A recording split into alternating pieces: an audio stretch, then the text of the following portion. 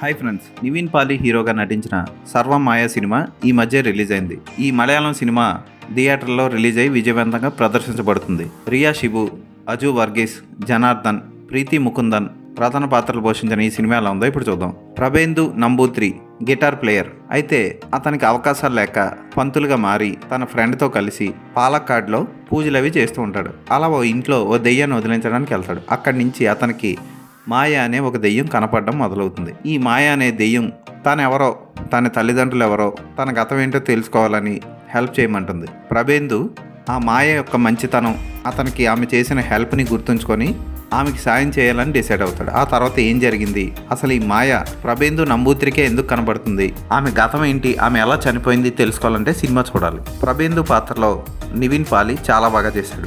అతని నుంచి ప్రేమం తర్వాత ఎక్స్పెక్ట్ చేసిన మంచి లవ్ స్టోరీ ఇది. డెలులు పాత్రలో మాయా మాథ్యూ పాత్రలో రియా షిబు సూపర్గా చేసింది. ఈ సినిమా చూసిన తర్వాత దెయ్యాన్ని అందరూ ప్రేమించడం మొదలు పెడతారు. రియా షిబు ఆ పాత్రకు న్యాయం చేసింది. ఆ పాత్రని దర్శకుడు తీర్చిదిద్దిన విధానం ప్రతి మగాడి గుండెల్లో నిలిచిపోతుంది. అంత బాగుంది ఆ పాత్ర. ఇక అజు వర్గీస్ పంతుల పాత్రలో బాగా చేశాడు. అతను కామెడీ పండించాడు సినిమా అంతా. హీరో తండ్రి పాత్ర కూడా ఆకట్టుకుంటుంది. క్లైమాక్స్ లో తండ్రి కొడుకుల మధ్య ఓ సీన్ కళ్ళనీళ్ళు తెప్పిస్తుంది. ప్రీతి ముకుందన్ పాత్ర ఓకే, పర్వాలేదు, కానీ అంత గొప్పగా ఏమీ లేదు. ప్రియా ప్రకాష్ వారియర్ చిన్న సీన్ లో నటించింది, కానీ ఆ సీన్ చాలా చక్కగా పిక్చరైజ్ చేశాడు దర్శకుడు. ఫ్లైట్ లో జరుగుతుంది ఆ సీన్, బాగుంటుంది. అఖిల్ సత్యన్ చాలా చక్కగా తీశాడు సినిమాని. హార్ట్కి టచ్ అయ్యే సీన్లు బోల్డ్ ఉంటాయి. అలాగే ముఖ్యంగా లవర్స్ మధ్య వచ్చే సన్నివేశాలన్నీ ఆకట్టుకుంటాయి.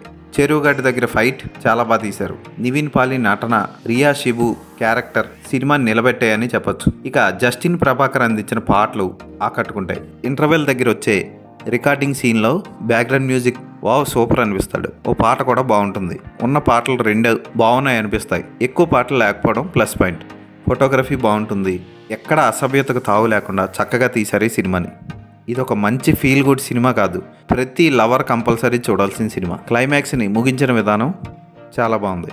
అయితే మనం క్లైమాక్స్ని ఎలా ముగిస్తాడు, అలాగే హీరోయిన్ ఎలా చనిపోతుంది అన్నది కూడా మనం ముందే ఊహించేయచ్చు.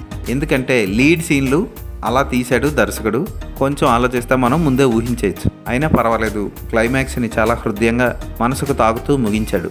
చాలా రోజుల తర్వాత ఒక మంచి లవ్ స్టోరీని చూశాను. క్లైమాక్స్లో కొంచెం కంటతడి పెట్టిస్తాడు దర్శకుడు. తప్పక చూడండి, చాలా బాగుంది సినిమా. ప్రస్తుతానికి మలయాళంలో థియేటర్లో ఆడుతుంది. ఈ సినిమాకి నేను ఇచ్చే రేటింగ్ 4/5.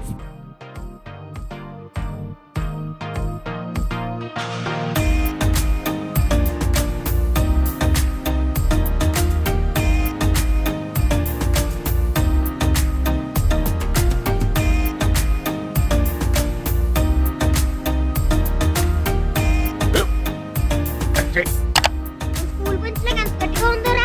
కొట్రా, కొట్టు, పర్లేదు, కొట్టు. అబ్బా చైన్ పెట్టేసింది బాబాయ్. ఆ, నీకు నొప్పి ఏంటి నువ్వు కొడతావా? కమా బిట్ మీ యార్. వద్దు బాబాయ్. వాణ్ణి నేను కొట్టడం లేదమ్మా, వాణ్ణే నన్ను కొట్టమంటున్నాను. ఆ. నువ్వేం కంగారు పడక్కర్లేదు.